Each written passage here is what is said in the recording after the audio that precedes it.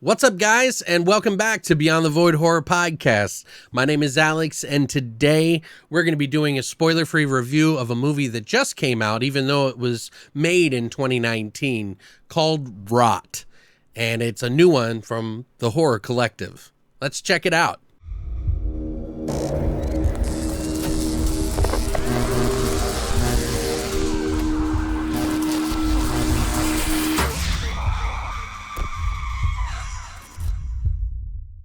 Now, first up, I just want to give a big thank you to you guys who watch on this channel. This is a passion thing of mine. I enjoy horror, all versions of horror, and I tend to like to celebrate it more than tear it apart. With that said, I wanted to thank you because we actually just got to be able to be partnered on YouTube, which means that they'll be able to run ads on this channel, and that means that I might be able to pay for some of the costs that it costs to run this show, to do the podcast, to do the website, to do all of the different things that I do to give back to the community of horror. Thank you guys so much for supporting this channel and making it what it is today. If it wasn't for you, I wouldn't have gotten here. So thank you so much from the bottom of my dirty little black heart. So what is Rot? Well, Rot's an independent film that's actually been directed and written by Andrew Merrill. It is a movie that is about a grad student who's working on her thesis in college. And in the midst of doing this really hard work to get this thesis done, she breaks up with her boyfriend, who has somehow been infected with something that makes him go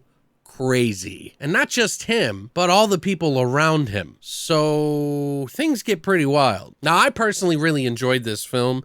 For an independent film to be able to create this sort of idea on a probably low budget, because I don't know how much money they had to work with here, but the movie was put out in 2019 and probably got picked up now by the Horror Collective for distribution. So we're now just able to rent it and check it out, although it might have been in the festival circuit. This movie has an atmosphere about it, and it is considered a drama horror, which I think is partially right. It does feel like a thriller. It's been compared to movies that Cronenberg has done. They called it Cronenbergish, which I think is actually pretty spot on for the most part.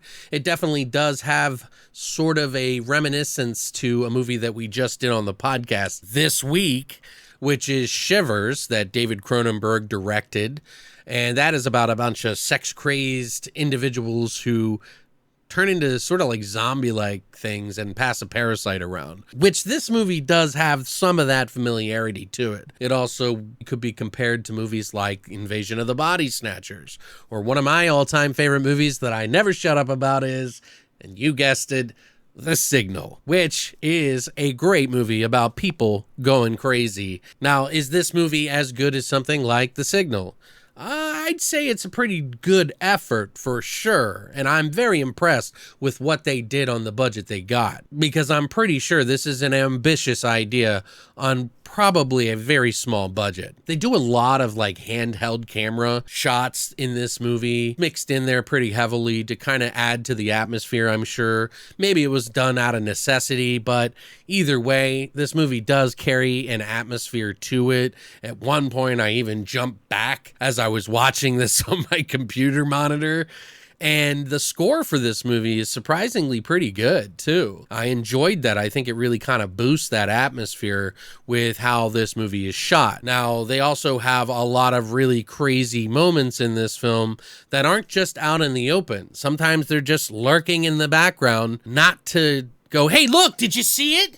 Did you see it? It's just there to kind of build this ambiance about it, which I think Andrew Merrill did a really good job of putting that in there. And I think it is definitely a good effort. It definitely amplifies that atmosphere, but don't let that hold you back, because they do also have moments in the film that are right out in the open that are just as equally kind of creepy or unsettling, as these people kind of get crazier and crazier, and it builds and builds and builds. I'd also say that the acting is definitely above average. It's not, a 10 out of 10 acting, but it is more than passable, and it is not distracting, but you are dealing with an independent film, and I think some people have some sort of how do I say this without being rude? Ridiculous expectations of a low budget film. Really, to me, what independent film should be celebrated for is trying to push new ideas, what they can do with a small budget to try to get out there, because it seems all the time all we get are these mainstream ideas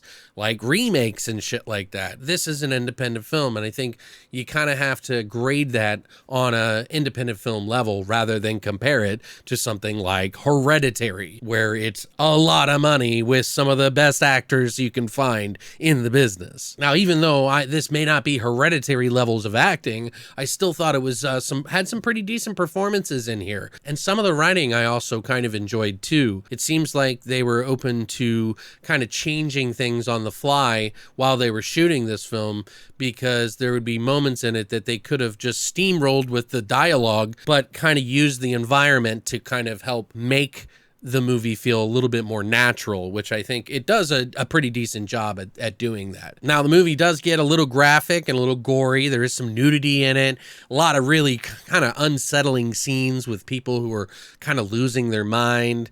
If you've ever been to a party where you felt like you didn't know anybody and just you were the odd one in the room and everybody was watching you, that's kind of what this movie does with each of the characters. That's a good thing. So this movie has a really good kind of building of that atmosphere all the way to the end.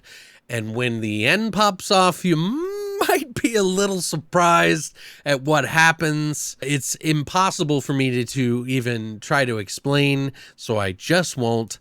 Let's just say it gets a little kind of schlocky, but don't worry, I'm not going to spoil it for you.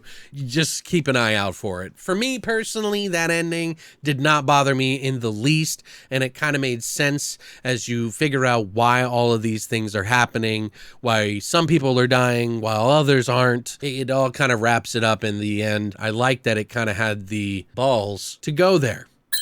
All in all, I would say this movie deserves a 7 out of 10. I struggle with that number because it could go higher, because it is quite impressive what this independent film did with the money that they had and made it seem kind of big. And it did a really good job of building an atmosphere, having the scenes and background stuff to make me interested in what was actually happening. And by the end, whether you like it or not, it's memorable. So I honestly think it's worth the rent if you are interested in movies that are like Cronenberg, maybe The Signal, Body Snatchers, on an independent level. The movie is for rent right now for $2.99, or you can actually buy the film digitally on Amazon for $9.99. I think you can even rent it for like the standard definition for $1.99. It's worth that, at least, to check it out. But what do you guys think? Have you seen this movie? Have you heard of this film? If not, watch the trailer down below.